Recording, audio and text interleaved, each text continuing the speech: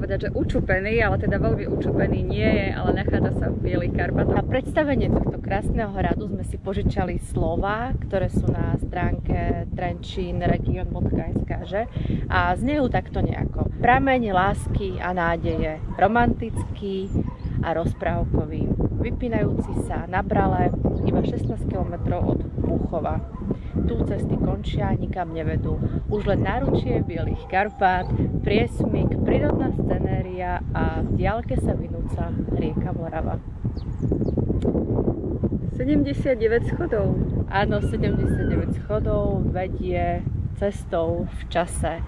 Nuž, vstúpte s nami. Krásne to povedala. Myslím si, že sa veľmi priblížila k originálu. Veľmi sa snažila. Tak ako povedala Gabika, tak hrad je len na skok vzdialený od mesta Púchov, a teda hodinu a 3/4 cesty autom z Bratislavy.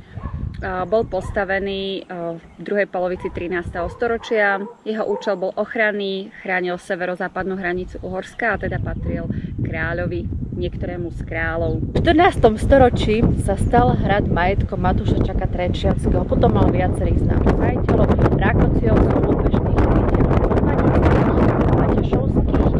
V 17. storočí žiaľ mnohé hrady tuto na považí postihla krutá rana, cisárske vojska ich takmer zrozali.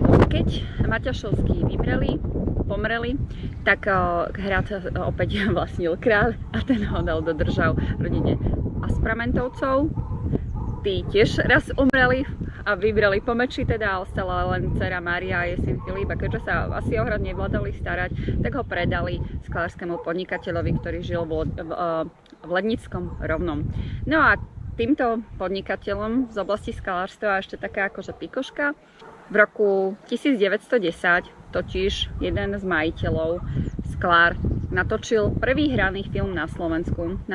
Film sa odohráva v priestoroch kaštieľa a v záhrade a hrala v ňom jeho neter.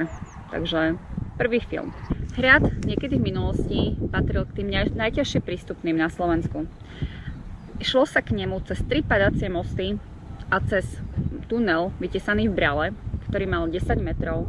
V súčasnosti to už naozaj tak nevyzerá, pretože hradná priekopa, ktorá bola pred hradom a ktorá ho chránila, je zasypaná. Niekedy v 60. rokoch ju totižto múdri páni nechali zasypať, aby sa Tatrovky dostali bližšie.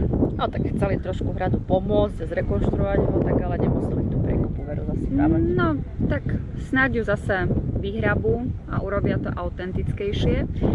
No a k hradu sa taktiež viažú legendy, respektíve jedna legenda, ale taká veľmi, veľmi smutná. Je to legenda o smutnej láske krásnej Katarínky.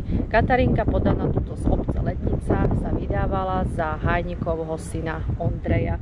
A tak mali svadbu a v tom čase tuto na hrade páni Bujaro oslavovali niekoľko dní. A čo také napadlo tomu hradnému pánovi? No hradnému pánovi napadlo, že keďže na Slovensku a možno aj v zahraničí panovalo tzv.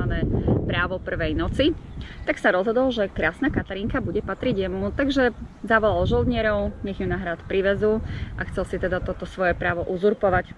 Áno, márne prosil aj ženích, aj farár, aj možno všetci tuto v okolí, aby to pán nerobil, ale on bol odhodlaný to spraviť.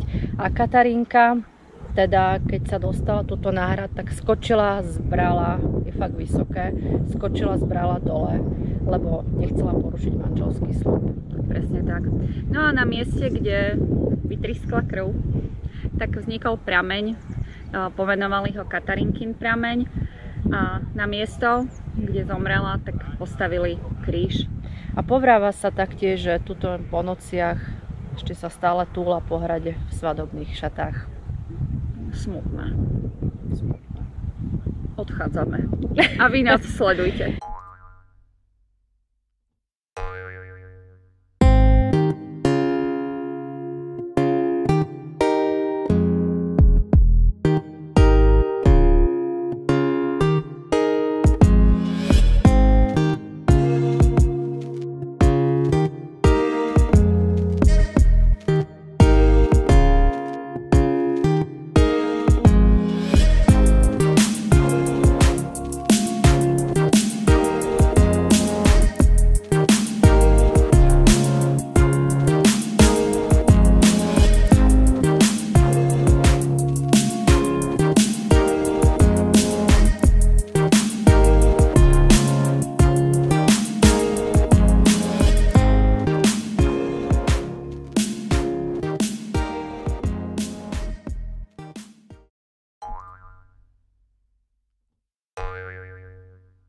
Pri návrate domov z hradu Lednica do Bratislavy sme sa zastavili na mieste, ktoré je naozaj magické.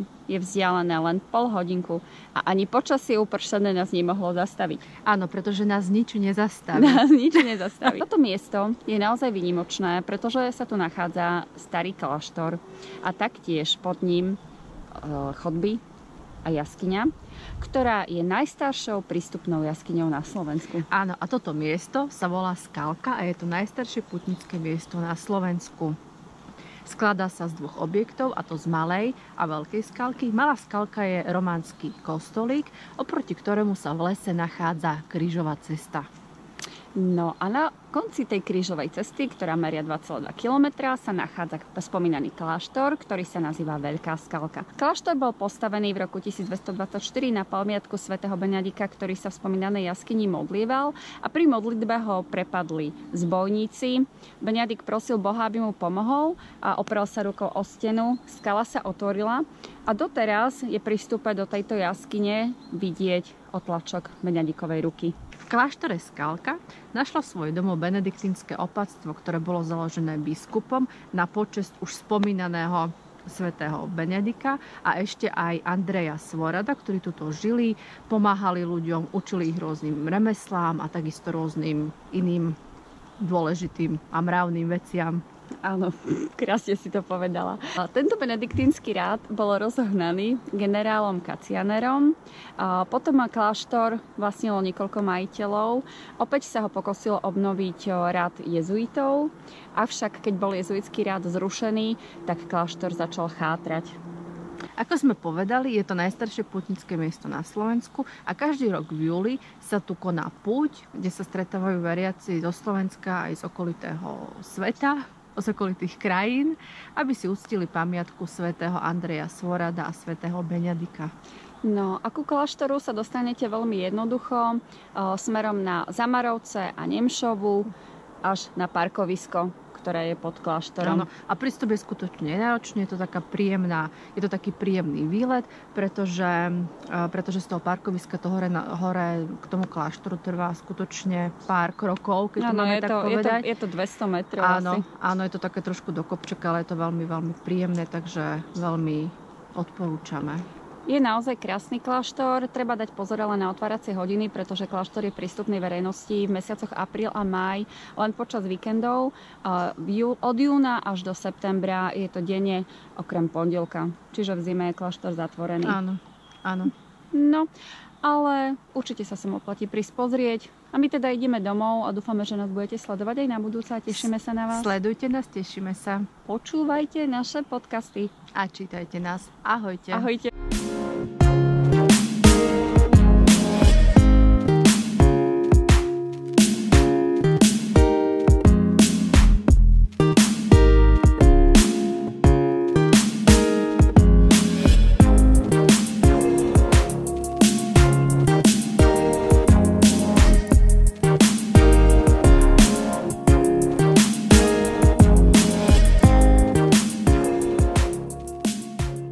Tento benediktínsky rád bol rozohnaný generálom Krucifixom.